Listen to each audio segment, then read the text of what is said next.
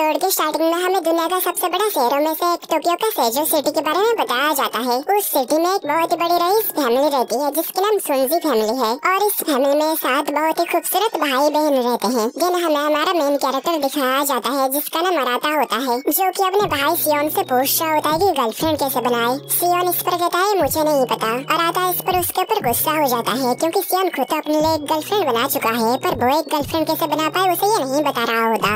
आगे सियोन उससे कहता है उस लड़की के बारे में क्या जिससे तुम प्यार करते थे। अराता इस पर काफी ज्यादा शर्मा जाता है और कहता है मुझे तो बस वो बहुत क्यूट लगी। सियोन उससे कहता है तुम सुनजी फैमिली के सबसे बड़े बेटे हो यार, तुम अपनी पसंदीदा किसी भी लड़की को चुन सकते हो। तभी यहाँ पर उनके सारे बहनें आ जाती हैं। ये पिंक बालों वाली लड़की नाम मोका है जिसकी एज 16 है। ये ब्लू बाल वाली लड़की नाम सेहा है जिसकी एज 17 है। देन इस ग्रीन बाल वाली लड़की नाम मिनामी है जिसकी एज 15 है और इस ऑरेंज बाल वाली लड़की की नाम उल्वी नहीं है। तभी सियोन कहता है हाँ ऐसा ही है और उसने ये भी बताया कि तुम्हारी बॉडी स्ट्रक्चर भी कितनी ज्यादा गॉर्जियस हो चुकी है। इस पर ओका काफी ज्यादा शर्मिंदा हो जाती है और आगे गुस्से में अपने कुत्ते से अराता को काटने के लिए कहती है और अराता की यहाँ पर बैंड बज जाती है। ये सब देखकर तो ये तीनों लड़के हंस रहे होते हैं। बस कोतनो ही है जो कि अराता के लिए थोड़ी दुखी होती है और सेहा तो अराता के ऊपर ध्यान ही नहीं देती और ओका यहाँ पर हंसते हुए अपने कुत्ते से कह रही होती है कि उस ठरके की गांड फाड़ दो। आगे अराता यहाँ पर काफी ज्यादा गुस्सा हो जाता है और कहता है मुझे तुम जैसे बेवकूफों के ऊपर कोई भी वासना नहीं है, यानी उसे उन लड़कियों में कोई भी इंटरेस्ट नहीं है।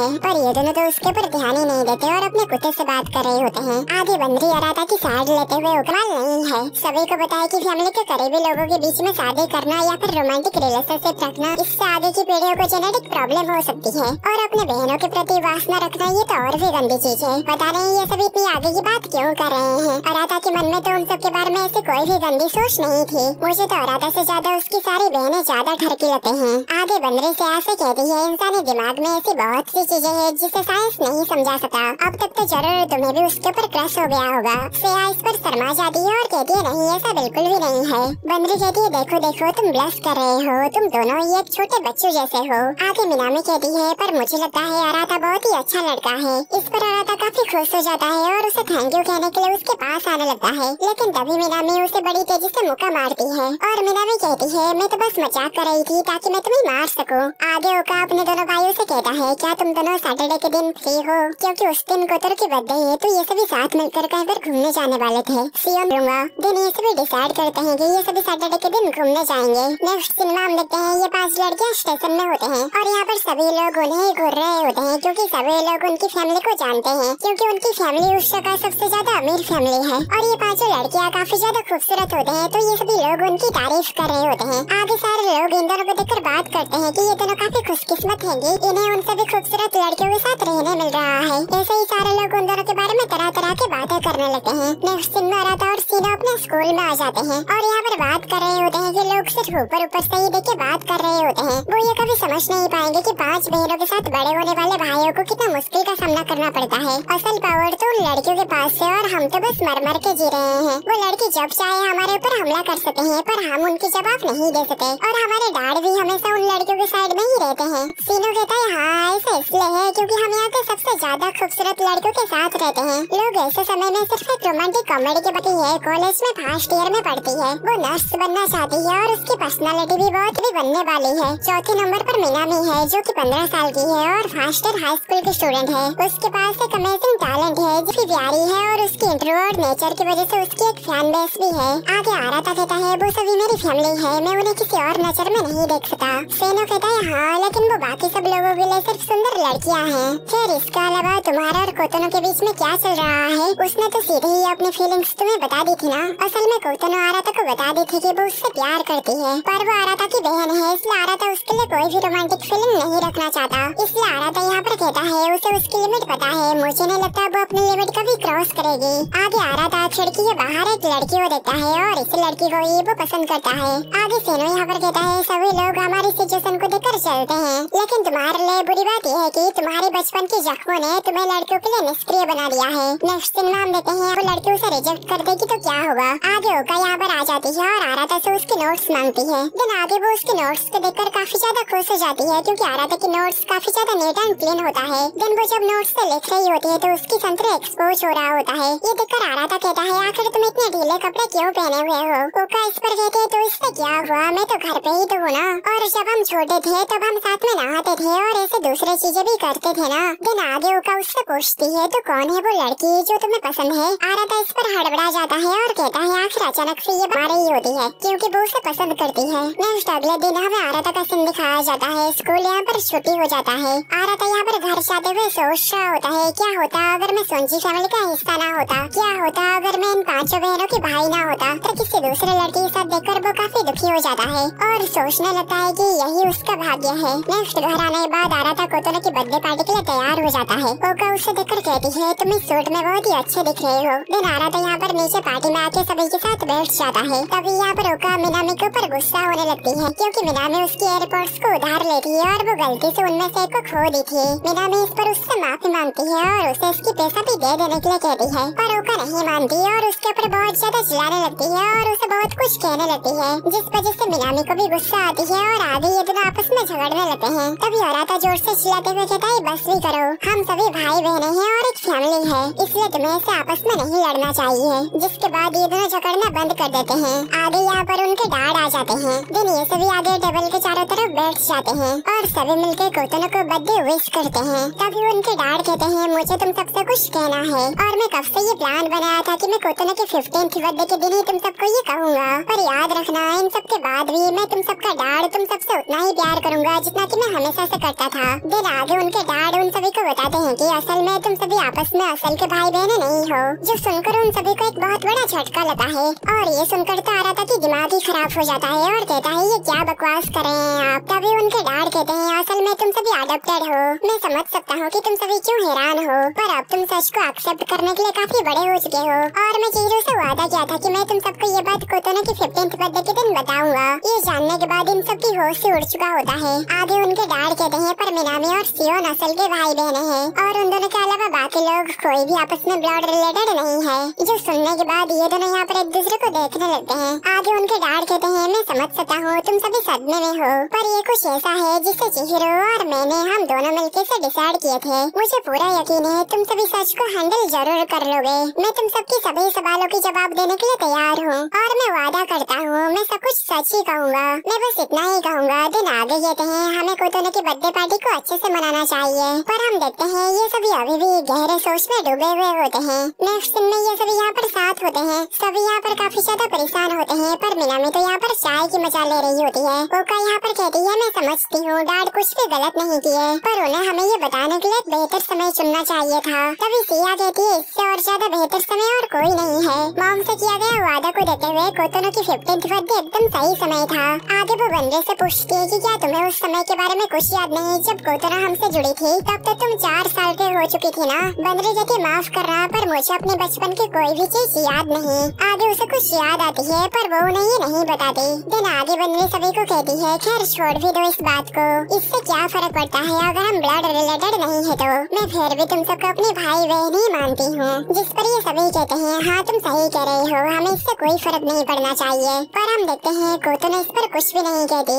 आगे यहाँ से सभी जाने लगते हैं, लेकिन आराता यहाँ पर अभी भी बैठा हुआ होता है और ओका भी यहाँ पर देखते हैं कि वो थोड़ा परेशान है। नेक्स्ट आराता अपने रूम में आ जाता है और वो यहाँ पर अभी भी यकीन नहीं कर पा रहा होता है कि वो सभी असली भाई बहने नहीं है। तभी उसे बंदरे की बात याद आती है जब उसने कही थी कि खैर जो भी हो मैं तुम सबको अपना भाई बहन मानती हूँ, और ये सोचकर आराता कहता है हाँ ये बात सही है। दिन आगे उसे ये वाला सीन याद आता है और वो फिर से डिप्रेस में चला जाता है। दिन कुछ समय के बाद आराता नहाने के लिए जाने लगता है, लेकिन तभी वो देखता है इस बकेट में उन सब लड़कियों के कपड़े भरा हुआ होता है। दिन आगे वो अपने कपड़े टेबल के ऊपर रख के नहाने के लिए बाथरूम के अंदर चला जाता है, लेकिन यहाँ पर अंदर पहले से ही कोतोनो होती है और ये दोनों यहाँ पर एक दूसरे को देखकर काफी ज्यादा हड़बड़ा जाते हैं और आराता जल्दी से बाहर आ जाता है और आगे कोतोनो से कहता है माफ करना मुझे नहीं पता था तुम वहाँ पर हो। कोतोनो कहते है कोई बात नहीं सकती हूँ। नेक्स्ट दिन में हम देखते हैं आराता यहाँ पर कोतोनो की पीठ धो रहा होता है और उससे कहता है तुम 9th क्लास में आ चुकी हो पर अभी तक अपनी पीठ खुद से नहीं धो सकती हो। और आगे आराता सोच रहा होता है मैं अपनी सबसे छोटी बहन की पीठ धो रहा हूँ पर मुझे कुछ भी महसूस नहीं हो रहा है। तभी कोतोनो उससे कहती है मुझे तुम्हारा ये काम करने का तरीका सबसे अच्छा लगता है। और आराता कहता है खैर जो भी हो पर तुम्हें ये खुद ही करना सीखना होगा। दिन उसकी पीठ अच्छे से धोने के बाद आराता कहता है अब बाकी काम तुम अपने आप ही करो।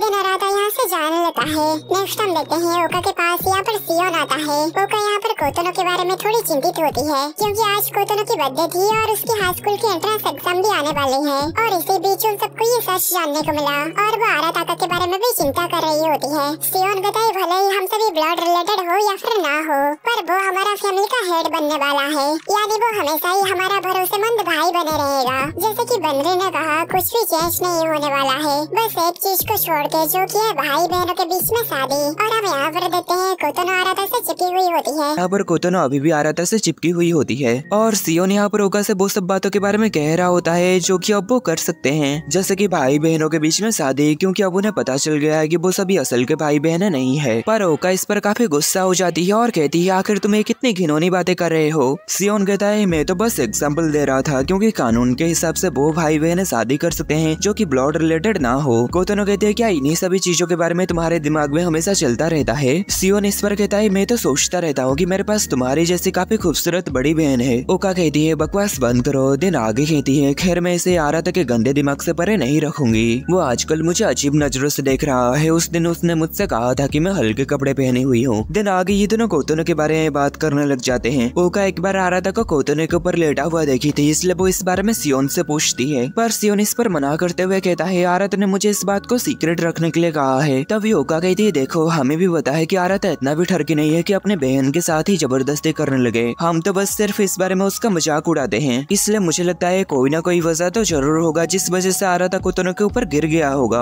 दिन आगे सियोन ओका को बता देता है कि कोतोनो आराता को पसंद करती है, जो जानकर ओका यहाँ पर काफी ज्यादा हैरान होती है। आगे सियोन कहता है पर आराता ने उसे रिजेक्ट कर दिया, पर कोतोनो इसे एक्सेप्ट नहीं कर पाई और वो आराता से चिपकने लगी और आराता उसे अपने से दूर हटाने लगा और इसी बीच वो उसके ऊपर गिर गया। ओका यहाँ पर इन सब बातों के ऊपर विश्वास कर ही नहीं पा रही होती। सियोन कहता है और आराता ने इसे सीक्रेट रखने के लिए इसलिए कहा था क्योंकि अगर इस बारे में सभी को पता चल जाए तो कोतोनो को शायद काफी बड़ा ठेस पहुंच सकता है। ओका कहती है अगर ये सच है तो ये बहुत ही बुरी बात है, क्योंकि वो दोनों भाई बहने हैं। और सियोन भी इस पर एग्री करता है कि इससे चीजें काफी बदतर बन सकती है। दिन हम इन दोनों का सीन देखते हैं। कोतोनो यहाँ पर आराता को काफी कस के पकड़ लेती है और उसे आई लव यू कहती है। आराता कहता है ये तुम क्या कह रही हो, क्या तुम पागल हो गई हो, ऐसा बिल्कुल भी नहीं हो सकता। कोतोनो कहती है क्यों नहीं हो सकता, मैंने इंटरनेट में सर्च किया है, भाई बहने जो कि ब्लड रिलेटेड ना हो उनके बीच में शादी होने में कोई दिक्कत नहीं। दिन आगे कहती है क्या मैं बुरी बच्ची हूँ। तभी आराता उसे अपने से छुड़ा के उसके चेहरे में देखता है तो वो काफी घबराई हुई होती है।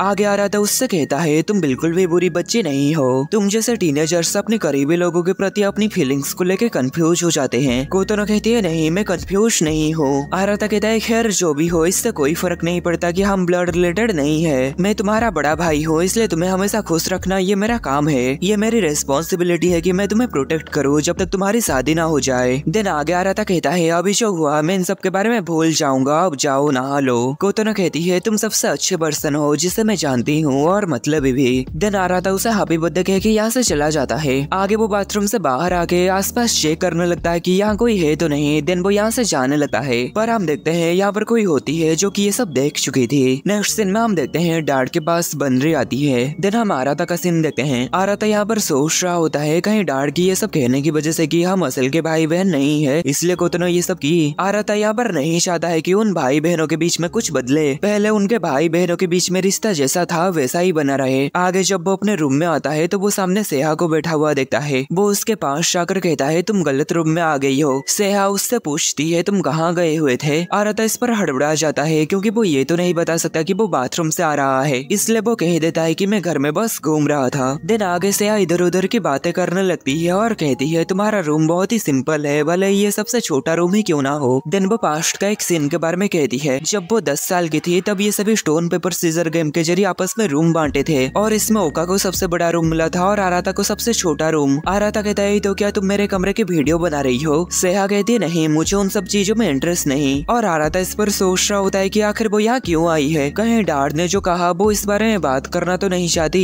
तभी सेहा अचानक से उसके सामने आके उसके ऊपर चढ़ने लगती है। आराता इस पर काफी हड़बड़ा जाता है और कहता है आखिर तुम ये क्या कर रही हो। सेहा कहती है चुप हो जाओ, ये बात पूरी तरीके से सीक्रेट रहनी चाहिए। दिन आगे सेहा आराता के ऊपर पूरी तरीके से लेट जाती है। दिन वो उसकी चेस्ट के ऊपर अपने कान लगा के उसकी धड़कनें सुनने लगती है और आराता यहाँ पर समझ नहीं पा रहा होता आखिर यहाँ पर क्या चल रहा है। उसे लगता है कि कहीं सेहा को भी कोतोनो की तरह अजीब सोच तो नहीं आ रही। तभी सेहा उससे कहती है बहुत बढ़िया, तुम में कोई भी गड़बड़ी नहीं है। आराता हैरान होता है और कहता है आखिर कैसी गड़बड़ी। सेहा कहती है मैंने तुम्हें और कोतोनो को साथ में बाथरूम में देखा, जिस पर आराता काफी हैरान होता है और काफी ज्यादा शर्मिंदा भी। दिन आगे वो पूछता है आखिर तुमने कितना देखा। सेहा कहती है सब कुछ, मैं नहाने गया था और अंदर तुम दोनों की बातें सुन ली। आराता इस पर काफी शर्मिंदा हो जाता है और आगे उसे अपने ऊपर से हटा देता है। आगे सेहा कहती है मुझे थोड़ा थोड़ा ये लगता था कि कोतोनो तुम्हें पसंद करती है। अपने भाई के प्रति अफेक्शन को प्यार समझ लेने में मिस्टेक हो सकती है, इसलिए मैंने तब इस बारे में ज्यादा कुछ नहीं सोचा था। पर आज जो इंसिडेंट हुआ उसे देखकर मैं समझ गई कि वो पूरी तरीके से तुम्हारे प्यार में डूब गई है। मुझे लगता है कि तुम हमारी फैमिली के सबसे बड़े बेटे होने के नाते तुम उस सिचुएशन को सबसे अच्छे से संभाले। पर मैं ये कंफर्म करना चाहते थे कि तुम हम बहनों के साथ रह के तुम्हारे दिल में हमारे प्रति कोई रोमांटिक फीलिंग न आ गई हो। आराता सोचता है तो वो अपने बहनों को प्रोटेक्ट करने के लिए ऐसा की। देन वो उससे कहता है तुम दूसरे तरीकों से भी इसे कंफर्म कर सकते थे ना। सेहा कहती है ये देखते हुए कि मुझे तुम्हें कोई भी इंटरेस्ट नहीं है, इसलिए ये सबसे आसान तरीका था। देन आगे आराता कहता है खैर मेरे बारे में इतना गंदा सोचना बंद करो, वो मेरी छोटी बहन है, आखिर उसके लिए मेरे अंदर रोमांटिक फीलिंग क्यों ही आएगी। आगे सेहा उससे कहने लगती है कि क्लोज रिलेटिव के बीच में शादी क्यों नहीं किया जाता, जैसे कि जापान में आर्टिकल 734 में इन जैसे रिश्तों में शादी करना बयान है और सेम जिन वाले लोगों के बीच में शादी करने से उनके बच्चों में हेल्थ इशू आ सकती है। पर ये जानने के बाद कि हम सभी भाई बहन नहीं है, इन सब का कोई मतलब नहीं रह गया। इसलिए ये बात कह के कि हम भाई बहन है तुम कोतोनो को दूर नहीं रख सकते हो। यहाँ तक कि कजन्स के बीच की शादी भी अब नॉर्मल बात हो चुकी है। मिनामी और सियोन को छोड़ के हम सभी में से किसी के ऊपर भी अब भाई बहनों वाला रूल लागू नहीं होगा, इसलिए हमारे बीच फिजिकल रिलेशनशिप बनाना अब पॉसिबल है। आराता इस पर हड़बड़ा जाता है और कहता है आखिर तुम्हें क्या कह रहे हो। सेहा कहती है मैं तो बस फैक्ट्स बता रही हूँ, हालांकि मुझे पर्सनली तुम्हारे साथ फिजिकल होने में नफरत है। देन आगे वो यहाँ से जाते हुए कहती है शायद कोतोनो ने इस बात को बड़े ही आसानी से समझ ली है। देन आगे वो कहती है खैर मुझे खुशी है कि तुम्हारी हार्ट बीट पूरे समय नॉर्मल रही, इसके अलावा मैं तुम्हारी बड़ी बहन हूँ, इसलिए मुझे सेहा चान बुलाओ। देन उसके जाने के बाद आराता यहाँ पर सोचता है कि आखिर ये सब क्या था। नेक्स्ट हमें अगले दिन का सीन दिखाया जाता है। कल जो कुछ भी हुआ उन सब के बारे में आराता यहाँ पर सोच रहा होता है। देन वो स्कूल निकलने लगता है, तभी वो इन दोनों को देखता है। बंदरी यहाँ पर अपनी इंटर्नशिप पे पहन के जाने वाली यूनिफॉर्म को पहन कर ट्राई कर रही होती है और वो कोतोनो को भी ये ड्रेस पहना दी थी। देन वो आराता से पूछती है क्या तुम्हें ये पसंद आया।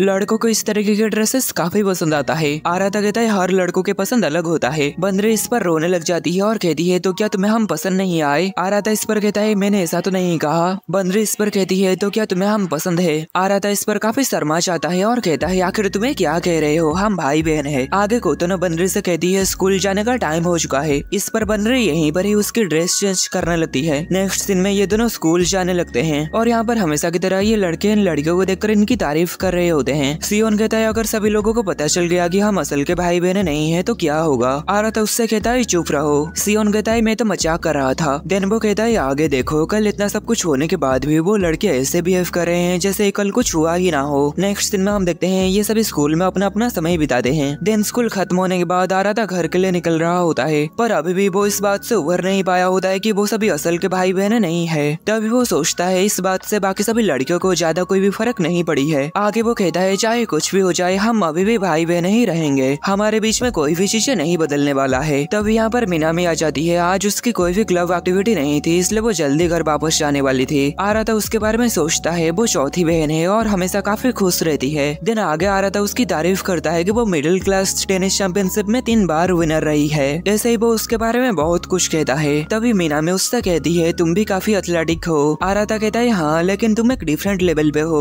तब यहाँ पर कुछ लड़कियां आ जाती हैं जो कि मिनामी की काफी बड़ी फैन होती हैं और उसके साथ फोटो खिंचाना चाहते हैं। आगे वो लड़कियां उसके साथ फोटो खिंचाने के बाद काफी खुश होकर यहाँ से चले जाते हैं। मिनामी यहाँ पर कहती है जब वो यहाँ पर एनरोल हुई थी तब लड़कों के कॉस्ट्यूम में जो वो तस्वीर ली थी वो लड़कियों के बीच में काफी पॉपुलर हो गया। आराता इस पर दुखी हो जाता है क्योंकि उसे कोई भी इतना भाव नहीं देता। दिन आगे आराता उससे कहता है क्या घर जाने से पहले हम कहीं घूमने चले। मिनामी इस पर उसे मना कर देती है क्योंकि वो अपनी क्लास एप्टीट्यूड टेस्ट में फेल हो गई है, इसलिए टीचर ने आज उसे क्लब एक्टिविटी में ना आने के लिए कहा। आराता उसके ऊपर गुस्सा होने लगता है और उसे पढ़ाई के ऊपर ध्यान देने के लिए कहता है। आगे आराता सोचता है वो जापान की टॉप एथलीट्स में से एक हो सकती है, पर एग्जाम में उसकी स्कोर सबसे ज्यादा बेकार है। दिन आगे आराता उससे कहता है मुझे तुम्हें पढ़ाना होगा। नेक्स्ट हम देखते हैं वो दोनों कैरियोकी में आ चुके होते हैं और आराता यहाँ पर उसे पढ़ा रहा होता है, पर मिनामी की ध्यान पढ़ाई के समय कहीं और ही होती है। दिन आगे आराता जब उसे सवाल लेता है तो वो उन सभी सवालों को ही गलत कर देती है। दिन मिनामी यहाँ पर गाना गाने के लिए जाने लगती है। आराता उसे रोकने लगता है पर मिनामी नहीं सुनती। आगे मिनामी अजीब तरीके से गाती है जो देखकर आराता यहाँ पर हंसता है। आराता यहाँ पर सोचता है मिनामी सबसे अलग है, चाहे कोई भी सिचुएशन हो वो हमेशा खुश रहती है, वो एक फ्री स्पिरिट की तरह है। दिन ये दोनों यहाँ से वापस जाने लगते हैं और आराता उससे कह रहा होता है हम यहाँ पर गाना गाने के लिए नहीं आए थे। तभी आराता यहाँ पर उस लड़की को देखता है जिससे वो प्यार करता था। दिन वो यहाँ पर छुप जाता है और मिनामी ये देखकर थोड़ी हैरान होती है। नेक्स्ट ये दोनों घर वापस जा रहे होते हैं। आराता उससे पूछता है कल डैड ने हमें जो बताए तुम उस बारे में क्या सोचते हो। मिनामी कहती है मुझे नहीं लगता डैड हमसे झूठ कह रहे होंगे, हमें शायद हमारे असली मॉम डैड को ढूंढ के उनसे इस बारे में ज्यादा इन्फॉर्मेशन मांगना चाहिए। और मुझे इस बात से सबसे ज्यादा चिंता कोतनो के बारे में होती है क्योंकि वो हमसे सबसे ज्यादा छोटी है ना। खैर जो भी हो, मुझे लगता है पिछले 15 सालों में हमने जो रिश्ता बनाए हैं वो सबसे ज्यादा कीमती है। आराता इस पर सोचता है वो हर सिचुएशन को काफी आसानी से सामना कर लेती है। तभी मिनामी कहती है इसलिए जिस लड़की को तुम पसंद करते थे उसके पास पहले से ही बॉयफ्रेंड है, इस पर तुम डिप्रेस मत हो। आराता ये सुनकर काफी हैरान होता है और कहता है आखिर तुम्हें ये कैसे पता। मिनामी कहती है ओका ने मुझे बताई और आराता यहाँ पर उसके ऊपर गुस्सा होने लगता है। आगे मिनामी आराता की तारीफ करने लगते है कि वो काफी स्मार्ट है, रिस्पॉन्सिबल है और काफी मजेदार भी। और सबसे बड़ी बात वो अपने सभी भाई बहनों से प्यार करता है, इसलिए उसे किसी भी बात को लेकर परेशान होने की जरूरत नहीं। नेक्स्ट दिन में हम देखते हैं मिनामी ओका के लिए केक लाई हुई थी। दिन आगे वो ओका को उसकी एयरपोर्ट भी लौटा देती है और उससे माफी भी मांगती है। ओका इस पर उसे बड़े ही आसानी से माफ कर देती है और उसे ये एयरपोर्ट भी रखने के लिए दे देती है और कहती है इसे वापस से मत खोना। मिनामी इस पर काफी खुश हो जाती है। दिन वो दोनों साथ मिलकर इस केक को खाते हैं। बाहर आता है तो वो कोतनो को देखता है। आगे ये दोनों एक दूसरे को गुड मॉर्निंग कहते हैं। आगे कोतनो चली जाने के बाद आराता सोचता है उस दिन के बाद से कोतनो नॉर्मल बिहेव कर रही है। उसे लगता है कि वो उस दिन कोतनो को समझाने में कामयाब रहा। तब यहाँ पर अचानक से सेहा आ जाती है। उसे यहाँ पर अचानक से देखकर आराता हड़बड़ा जाता है। आगे सेहा आराता से कहती है मुझे सेहा चांद बुलाओ। ये बात उस दिन भी वो आराता से कही थी। आगे सेहा उससे कहते है क्या कोतनो से जुड़ा ये मुद्दा तुम्हारे लिए मुश्किल हो रहा है। आराता कहता है और वैसे भी तुम्हें पता है तुमने जांच किया था, मुझ में कोई भी गड़बड़ी नहीं है, यानी मैं उस टाइप का इंसान नहीं हूँ। तब यहाँ पर मिनामी आ जाती है और थोड़ी बहुत मजाक मस्ती करने लगती है। तभी सेहा यहाँ पर सुनती है कि मिनामी आराता को सिंपाई कह के पुकार रही होती है। मिनामी इस पर कहती है क्योंकि वो मेरा सीनियर है इसलिए। सेहा कहती है पर तुम्हें सिंपाई किसी ऐसे को कहना चाहिए जो कि दिमागी तौर पर मैच्योर हो। दिन ये दोनों साथ में स्कूल जाने लगते हैं और आराता यहाँ पर सोच रहा होता है आखिर हर दिन की शुरुआत आखिर इस तरीके से ही क्यों होता है। नेक्स्ट दिन में आराता स्कूल में योकोया को देखता है। वो हमेशा की तरह योकोया को देखता रहता है, वो उससे बात करने के लिए नहीं जाता। तभी ओका अचानक से उसके पास आती है और वो उसे डायरेक्ट आई लव यू कह देती है, जिस पर आराता यहाँ पर काफी ज्यादा हड़बड़ा जाता है और कहता है क्या कहा। तभी ओका कहती है क्या तुमने कभी योकोया को ये बताने की कोशिश की। आराता कहता है आखिर मैं उसे ये कैसे बता सकता हूँ, उसके पास पहले से ही एक बॉयफ्रेंड है। ओका कहती है क्या कहा, सच में, यानी तुम उसे कन्फेस करने के पहले से ही रिजेक्ट हो गए। तभी ओका के दोस्त ओका को बुलाते हैं और ओका उनके साथ चली जाती है। ओका यहाँ पर अपने दोस्तों को बता रही होती है कि वो कल अपने छोटी बहन के बर्थडे को सेलिब्रेट करने के लिए मेसी पार्क जाने वाली है। आराता यहाँ पर सोच रहा होता है ओका बाहर के लोगों के बीच तो काफी ज्यादा पॉपुलर है और उनके साथ काफी अच्छे से घुलती मिलती है, पर घर में वो एक जंगली जानवर की तरह खूंखार है। आगे यहाँ पर ओका के दोस्त ओका से आराता के बारे में बात करने लगते हैं। वो कहते हैं आराता काफी हैंडसम है, भले ही वो सियोन से अलग है लेकिन उसकी फिजिक काफी ज्यादा अच्छा है। आगे एक लड़की पूछती है कि आराता सिंगल है, मैं उसे डेट करना चाहती हूँ। तभी ओका कहती है नहीं नहीं, ये बिल्कुल भी अच्छा आइडिया नहीं है। आराता को लड़कियों के साथ अच्छे से बिहेव करना नहीं आता और वो सबसे बड़ा ठरकी है। ऐसे ही वो आराता के बारे में पहले तो बुरी बुरी बातें कहने लगती है, लेकिन आगे पता नहीं उसे क्या होता है, वो आराता के बारे में अच्छी अच्छी बातें कहने लगती है, जैसे कि आराता की नोट्स कितना ज्यादा नीट एंड क्लीन है और वो कैसे एक अच्छा बड़ा भाई होने की कोशिश करता है। ऐसे ही वो उन्हें आराता के बारे में काफी सारे अच्छी बातें कहने लगती है। तभी उसके दोस्त उसे कहने लगते हैं कि आखिर तुम्हें क्या हुआ, तुम इतनी ज्यादा लाल क्यों पड़ गई हो। ओका बात को घुमाने की कोशिश करती है और सभी को क्लासरूम की ओर चलने के लिए कहती है। नेक्स्ट सीन में हम देखते हैं ये सभी कोतनो की बर्थडे सेलिब्रेट करने के लिए अम्यूजमेंट पार्क आए हुए होते हैं। ये दोनों यहाँ पर इस बियर के साथ खेलने लगते हैं और यहाँ पर बनरे आराता को अपने साथ बुलाती है सभी के लिए खाना लाने चलने के लिए। नेक्स्ट सीन में ये दोनों जब खाना ला के आते हैं तो यहाँ पर कोई भी नहीं होता।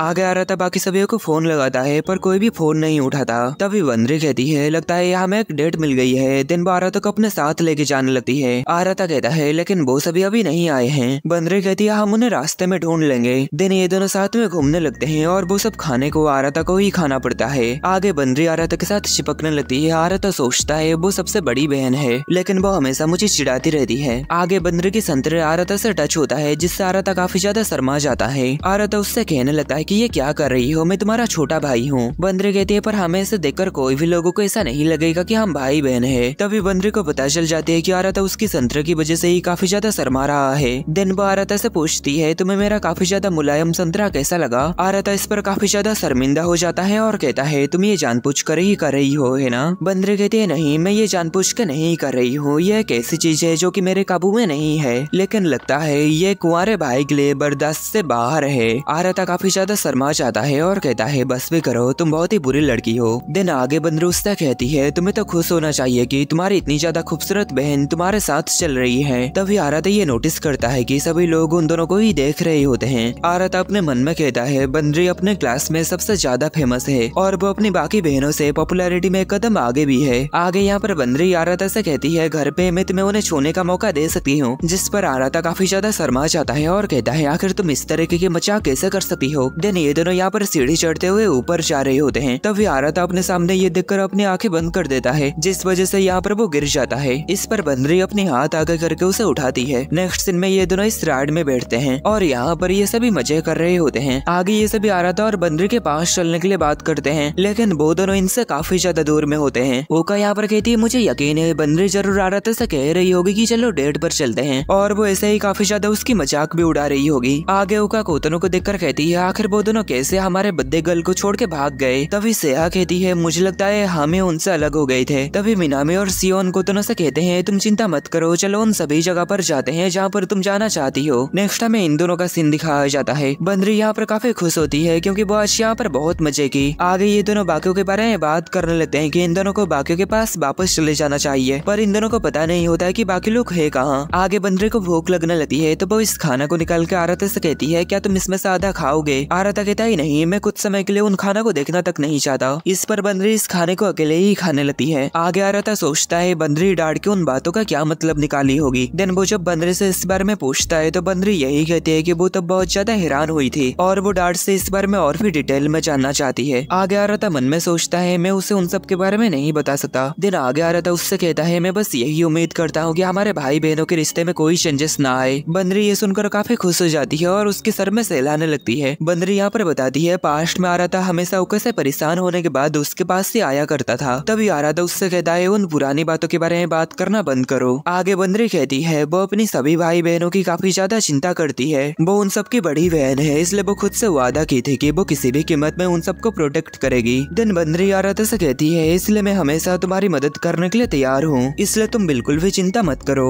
आराता मन में कहता है वो हमेशा से ऐसी ही रही है। तभी हमें पास्ट का एक सीन दिखाया जाता है। ये सभी आराता को परेशान करने की वजह से बंदरी यहाँ पर आकर इन लोगों के ऊपर गुस्सा करने लगती है और आराता यहाँ पर मन में कहता है वो हमेशा से ही बहुत ही अच्छी है। तभी हम यहाँ पर एक छोटी बच्ची को देखते हैं जो कि जूस लेके भागते हुए जा रही होती है। तभी उसकी पैर फंस जाता है और वो गिरने लगती है और सभी का सभी जूस बंदरी के ऊपर ही गिरने वाला होता है, लेकिन तभी उसके सामने आराता आ जाता है। आगे वो छोटी बच्ची आराता से माफी मांगती है सभी जूस उसके ऊपर गिरा देने की वजह से। आराता उससे कहता है कोई बात नहीं, चिंता मत करो, बस तुम्हें तो कोई चोट नहीं आई ना। आगे बंदरी आराता के पास आकर उसे रुमाल से पूछने लगती है और कहती है क्या तुम ठीक हो, आखिर तुम्हें ये करने की क्या जरूरत थी। तभी आराता कहता है मैं भी तुम्हें हमेशा प्रोटेक्ट करना चाहता हूँ क्योंकि मैं तुम्हारा छोटा भाई हूँ। जो सुनकर बंदरी काफी ज्यादा चौंक जाती है। आगे उस छोटी बच्ची को बाय कहने के बाद बंदरी सोचती है लगता है अब ये थोड़ा बड़ा हो गया है। तभी यहाँ पर ये सभी भी उन दोनों को ढूंढते हुए यहाँ पर आ जाते हैं। ये सभी पूछते हैं कि आराता इतना गीला कैसे हो गया। आराता कहता है फिसलने की वजह से जूस मेरे पर गिर गया।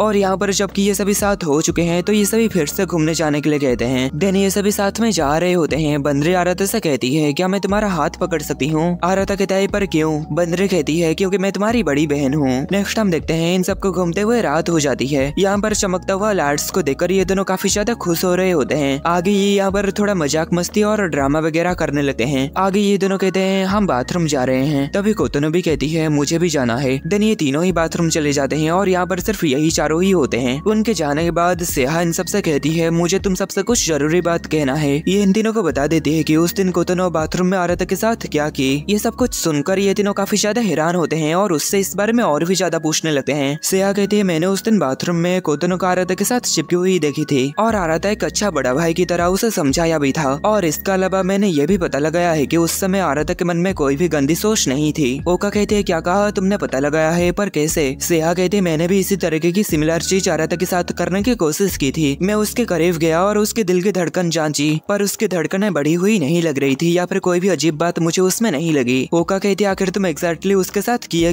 सेहा कहते मैं बस उसके ऊपर लेट गई। इससे ओका और ये सभी काफी हैरान होते हैं। बंदरी कहती है इसके बावजूद भी उसके मन में रोमांटिक फीलिंग नहीं आई, ये अजीब बात है। आगे ओका कहती है आखिर ये सब क्या हो रहा है, मैं कुछ समझ नहीं पा रही हूँ। तभी सेहा कहती है आसान शब्दों में कहूँ तो ये कोतनो की वन साइड एक्शन जैसा था। आगे ये सभी कोतनो के बारे में बात करने लगते हैं कि कोतनो अभी छोटी है इसलिए वो समझ नहीं पा रही है कि वो क्या कर रही है। ये सब उसकी हार्मोनल चेंजेस की वजह से हो रहा है, अब वो उसे इसके लिए डांट भी नहीं सकते। आगे ये सभी बात करने लगते हैं कि कोतोनो को इस बारे में पता नहीं लगना चाहिए कि हमें इस बारे में पता है, नहीं तो वो काफी ज्यादा घबरा जाएगी। आगे ओका यहाँ पर सभी को उस दिन की गेम रूम इंसिडेंट के बारे में बता दी है, जब ये सभी आराता को कोतोनो के ऊपर लेटा हुआ देख लिए थे। ओका कहती उस दिन भी इन सब के पीछे कोतोनो ही थी। सेहा कहती ये जानने के बाद कि हम ब्लड रिलेटेड नहीं है, कोतोनो की फीलिंग्स और भी ज्यादा बढ़ गई। तभी बंदरे कहते नहीं, मुझे नहीं लगता कोतोनो सच में उससे इतना प्यार करती है। डैड की बातों को सुनने के बाद शायद वो कंफ्यूजन में होगी, यहाँ तक कि मुझे भी इससे निपटने के लिए अभी और समय चाहिए। मैं डैड के पास जाकर अपने बैकग्राउंड के बारे में पूछी थी। हम सभी ऑर्फनेज थे और मेरे मामले में तो किसी को मेरे मॉम डैड के बारे में पता ही नहीं था, इसलिए हमें इंतजार करके देखना चाहिए कि कोतोनो के मामले में क्या होता है। जब तक आराता हार न मान ले तब तक हमें इसमें इंटरफेयर करने की कोई जरूरत नहीं। नेक्स्ट आगे यहाँ पर ये तीनों आ जाते हैं। देन ये सभी घोस्ट मेंशन जाने के बारे में बात करते हैं। नेक्स्ट हम देखते हैं ये सभी यहाँ के सभी जगह घूम चुके थे और आज ये सभी साथ में मिलकर काफी ज्यादा मजे करने की वजह से ये सभी यहाँ पर काफी खुश भी होते हैं। और आराता यहाँ पर सोच रहा होता है कोतोनो पूरे दिन साथ बिहेव कर रही थी। आराता खुश होता है कि कोतोनो नॉर्मल हो गई है। आराता मन में सोचता है जब उन सबको पता चला था कि वो सभी असल के भाई बहन नहीं है तो उन सबको काफी बड़ा झटका लगा था, पर अब देखो ये सभी ऐसे घुल मिल के रह रहे हैं जैसे ये कुछ हुआ ही ना हो।